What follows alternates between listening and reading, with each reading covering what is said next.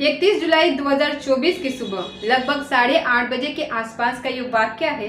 एक महिला एक आईएएस ऑफिसर की घर के सामने, घर के दरवाजे पर वो खड़ी होती है और बेल बजाती है और अंदर जाने की कोशिश करती है। गार्ड साफ इनकार कर देता है और कहता है कि मैडम आप अंदर नहीं जा सकती। साहब ने साफ साफ मना कर दिया है। जैसे ही मना करने वाली बात आती है तो मैडम कहती है कि मैं तो मिलकर ही जाऊंगी, उनसे बातचीत भी करनी है। जैसे ही बातचीत करने वाली बात आती है तो गार्ड सामने खड़ा हो जाता है और साफ साफ इनकार कर देता है कि मैडम मुझे मजबूर मत करिए और आप दरवाजे से अलग हट जाइए। वो महिला परेशान हो जाती है, फिर वो रोने लगती है, गिड़गिड़ाने लगती है, कहती है कि मुझे अंदर जाने दीजिए प्लीज़। जब वो गार्ड उसकी बातों को बिल्कुल इग्नोर कर देता है, बिल्कुल अपने आप में जो है कि स्थिर रहता है और उस महिला के बात को बिल्कुल भी नज़रअंदाज कर देता है, तो वो महिला परेशान हो जाती है। परेशान हो जाने के बाद वो घर के पास में एक लॉन होता है। महिला हताश होकर के वहाँ जाकर बैठ जाती है और बैठने के बाद कुछ देर के बाद उस गार्ड की नज़र उस महिला पर पड़ती है। तो महिला थोड़ी तड़प रही थी।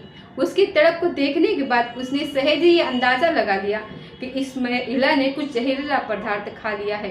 तुरंत वो 108 नंबर पर एम्बुलेंस के लिए फ़ोन करता है और कहता है कि इस महिला की तबीयत बहुत ज़्यादा खराब है, जितने जल्दी हो सके एम्बुलेंस भेज दीजिए। अब एम्बुलेंस आती है और उस महिला को अपने साथ एक हॉस्पिटल में लेकर के जाती है और कुछ घंटे जब बीत जाते हैं तो डॉक्टर कहती है कि हम उस महिला को बचा नहीं सके। बस इतना था कि उस महिला के मौत के बाद ये खबर सुर्खियां बन जाती हैं अखबारों में, सोशल मीडिया पर, हर जगह ये खबर छाने लगती है। हर कोई इस खबर के बारे में जानना चाहता था। दरअसल में जो महिला मर जाती है, जिसकी मौत हो जाती है, वो महिला कोई और नहीं थी बल्कि उसी आईएएस ऑफिसर की वाइफ होती है। आखिरकार उसने अपने गार्ड से क्यों मना किया था कि उस महिला को घर के अंदर मत आने देना, जबकि उसका एक बेटा भी होता है और एक बेटी भी होती है, जो कि घर के अंदर ही बताया जाता है। अब ऐसी स्थिति में हर कोई ये जानना चाहता था और आज के कहानी के माध्यम से हम यही बताने की कोशिश करेंगे कि आखिरकार उस दिन हुआ क्या था और क्यों उस आईएएस ऑफिसर ने उस महिला को घर की दहलीज के अंदर कदम रखने से साफ इनकार कर दिया था। नमस्कार, स्वागत है आपका हमारे चैनल पर। आज की जो सच्ची घटना मैं आपको सुनाने जा रही हूँ, ये सच्ची घटना शुरू होती है गुजरात प्रदेश के गांधीनगर के सेक्टर 19 से। दरअसल तमिलनाडु के मुदरई की रहने वाली एक 45 वर्षीय महिला जिसका नाम सूर्या जे होता है। दरअसल सूर्या जे अब से 20 साल पहले उसकी एक व्यक्ति से शादी होती है और जिस व्यक्ति से उसकी शादी होती है वो व्यक्ति पढ़ने लिखने में बेहद होशियार होता है, जो कि तमिलनाडु प्रदेश का ही निवासी होता है और वो लगातार तैयारी कर रहा था और साल 2005 में यूपीएससी का एग्ज़ाम वो क्लियर कर लेता है और क्लियर करने के बाद उसे गुजरात का क्रेडिट मिलता है और वो आईएएस बन जाता है। जैसे ही आईएएस बन जाता है उसके बाद गुजरात के अलग अलग जनपदों में अलग अलग जगहों पर उनकी पोस्टिंग होती है। वो अपने पत्नी के साथ रह रहे थे और वक्त काफ़ी अच्छा गुजर रहा था। साथ ही एक बेटी पैदा होती है और एक बेटा भी पैदा होता है। ये 4 लोगों का एक संपन्न परिवार था, बेटा बेटी और पति पत्नी। जिंदगी बहुत अच्छे से गुजर रही थी। वक्त जैसे जैसे आगे बढ़ रहा था उस अधिकारी का प्रमोशन भी हो रहा था। प्रमोशन होते होते वो गुजरात प्रदेश के सेक्रेटरी भी बन जाते हैं। अब फिलहाल 2024 चल रहा था और सेक्रेटरी होते हैं, लेकिन अब से करीब 9 महीने पुरानी ये बात है। नवंबर दिसंबर 2023 के आसपास का ये वाक़या है। उससे कुछ दिन पहले से इन पति और पत्नी यानी कि आईएएस और उनके पत्नी के बीच में किसी न किसी बात को लेकर के विवाद रहता है। विवाद रहने के साथ साथ दोनों के बोलचाल भी कम हो जाते हैं। अब ऐसी स्थिति में अधिकारी तो अपने काम पर निकल जाते हैं, लेकिन उनकी जो पत्नी होती है जिनका नाम सूर्या जे होता है, उन्हें भी अपनी बातचीत करनी होती है किसी से। तो उन्हें एक दोस्त मिल जाता है, तमिलनाडु का ही वो रहने वाला लड़का होता है, राजा जिसका नाम होता है। राजा से वो खूब सारे बातें करती हैं क्योंकि आईएएस ऑफिसर की पत्नी थी, इनके पास अपनी अच्छी खासी प्रॉपर्टी थी और इन दोनों के बातचीत का सिलसिला कुछ ज़्यादा आगे बढ़ने लगता है। तो राजा कहता है कि क्यों ना तुम सब कुछ छोड़ छाड़ के यहीं पर आ जाओ तमिलनाडु में। तमिलनाडु में रहते हैं और कुछ बिजनेस व्यापार करेंगे और अच्छा खासा पैसा कमाएंगे। एक दिन सूर्या जय के दिमाग में आ जाता है और वो सब कुछ छोड़ छाड़ के अपने पति अपने बच्चों को यहाँ से चली जाती है, यानी कि गुजरात के गांधीनगर से वह निकलती हैं और सीधा पहुँच जाती हैं तमिलनाडु के मदुरई में। वहाँ जाने के बाद अपने उस प्रेमी यानी राजा के साथ रहना शुरू कर देती है और वो एक बिजनेस शुरू करना चाहते थे और राजा इस बात को जानता था। राजा को प्यार से राजा बोलते थे, लेकिन उस हाई कोर्ट महाराजा उर्फ राजा ये उसका असली नाम था।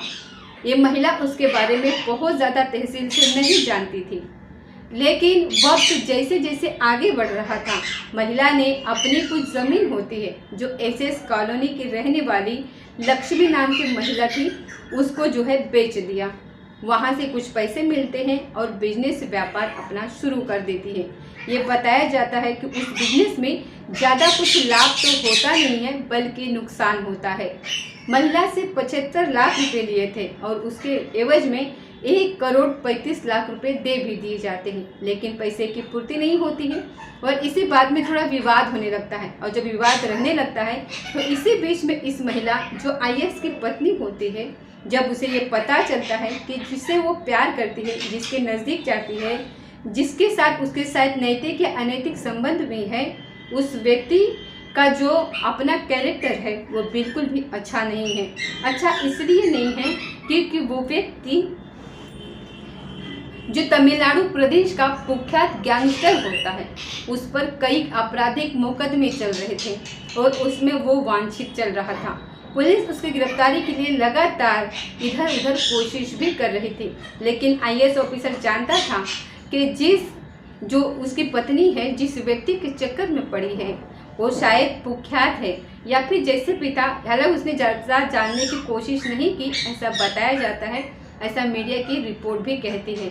लेकिन ये महिला उसके नज़दीक जाती है और पुलिस वाले उस व्यक्ति को जब गिरफ्तार कर लेते हैं तो गिरफ्तार करने के बाद पता चलता है कि उसकी हकीकत क्या है।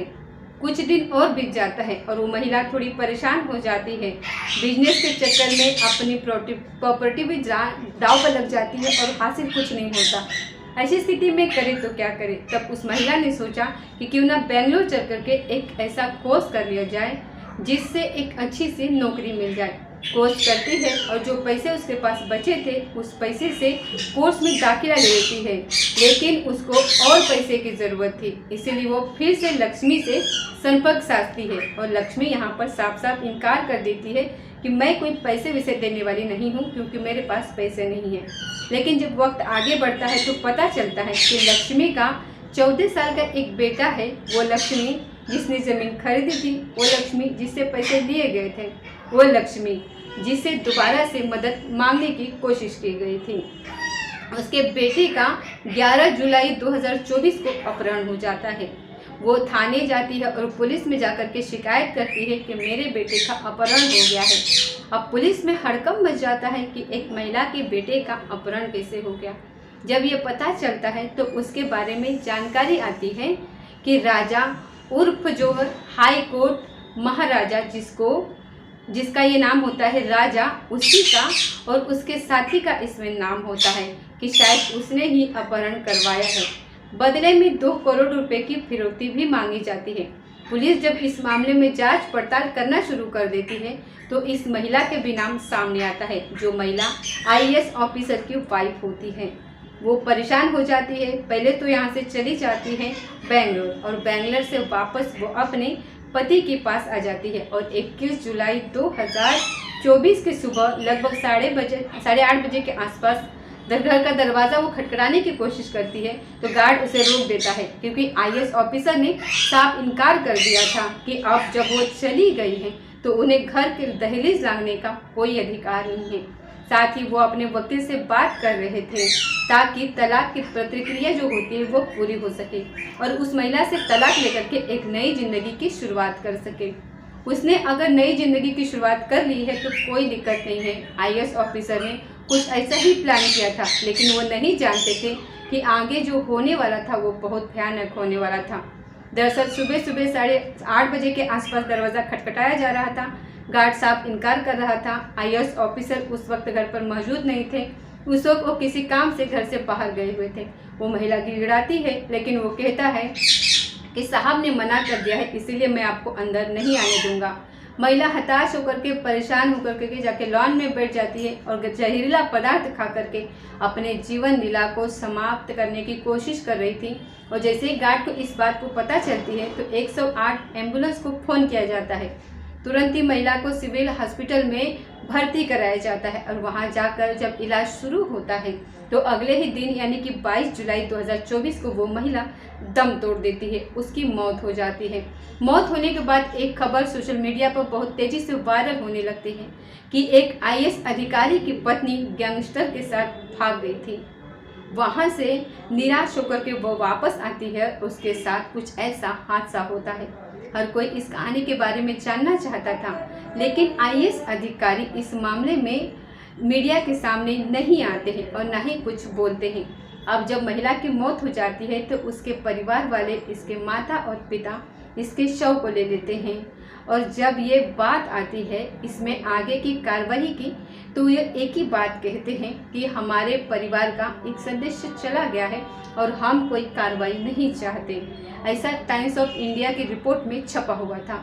लेकिन इस महिला की जब तलाशी ली जाती है तो उसके बारे में जो जानकारी जुटाने की कोशिश की जाती है तो उसके पास तमिलनाडु के मुख्यमंत्री के नाम एक पत्र निकलता है। उस पत्र में जो लिखा हुआ था वो वाकई में परेशान करने वाला था। दरअसल उस पत्र में लिखा हुआ था कि मैं एक गैंगस्टर के जाल में फंस गई थी बहुत बुरी तरीके से, और इस कारण 2 आपराधिक मामले मेरे पीछे लग गए हैं। पहला, जो इसका मुख्य आरोपी है वो राजा है जिससे वो प्यार करती है। वो राजा जिसको हाई कोर्ट महाराजा के नाम से भी जाना जाता है, और उसी ने इस अपराध में उसे ढकेल दिया है। साथ ही जो अपराध है जो वो है 2 हैं। पहला अपराध लक्ष्मी से रुपए का जो लेन देन का मामला था वो, और दूसरा अपराध जो होता है उसके लड़के का अपहरण। जो 14 साल का बेटा था उसका अपहरण कर लिया जाता है। लेकिन उसने सबसे अंत में लिखा, जैसा सोशल मीडिया पे ये चल रहा था, कि जो उसका पति है वो, जो कि आईएएस ऑफिसर है, वो बहुत ही अच्छा आदमी है, अच्छा इंसान है। उसके गैर मौजूदगी में उसकी बेटी और बेटे का वो पूरी तरीके से ख्याल रख रहे हैं। लेकिन उसने शायद इस बात का मतलब सोचा ही नहीं, समझा ही नहीं। दरअसल ये कहानी न केवल इस महिला के लिए है बल्कि हजारों सैकड़ों महिलाओं के लिए एक संदेश भी दे करके जाती है कि जल्दबाजी में उठाए गए कदम वो नुकसानदायक होते हैं। एक अच्छी ज़िंदगी जी रही थी। ये भी कहते हैं कि अगर कोई आईएएस ऑफिसर बन जाता है तो उसके घर के, उसके खानदान की 7 पुश्तें बदल जाती हैं, क्योंकि ये जो आईएएस ऑफिसर होते हैं एक राजा की तरह ज़िंदगी जीते हैं। और जब वो राजा की तरह ज़िंदगी जीते हैं तो उनकी पत्नी हो या फिर बच्चे हों, वो भी एक राजशाही ज़िंदगी जीते हैं। इस महिला को इतनी अच्छी ज़िंदगी भी राज नहीं आई कि उसने एक गैंगस्टर के साथ दोस्ती के बाद प्यार और उसके साथ रहना भी शुरू कर दिया। 9 महीने तक रहती है और 9 महीने के बाद जब ये पता चल जाता है कि आखिरकार उस व्यक्ति का चाल चलन कैसा है, लेकिन 20 साल इस आईएएस पत्नी के रूप में रही और 20 साल की जो ये ज़िंदगी होती है, जो भी प्यार होता है, वो एक झटके में वो ख़त्म करके चली जाती है और उसकी खुद की भी ज़िंदगी खत्म हो जाती है। दोस्तों, इस पूरे घटनाक्रम को सुनाने का उद्देश्य किसी को परेशान करना नहीं है, किसी का दिल दुखाना नहीं है, बल्कि आपको जागरूक करना है, आपको सचेत करना है, आपको बचाना है कि जल्दबाजी में उठाए गए कदम वो नुकसानदायक भी हो जाते हैं। वो ज़्यादातर नुकसानदायक ही होते हैं, जैसा कि इस सूर्या जे के साथ हुआ। इसलिए कुछ भी करने से पहले बहुत सारा सोचें, बहुत सारा विचार करें और ये देखें कि क्या गलत हो सकता है, क्या सही हो सकता है। मिलते हैं दोस्तों अगले किसी सच्चे घटना के साथ। तब तक जय हिंद, जय भारत।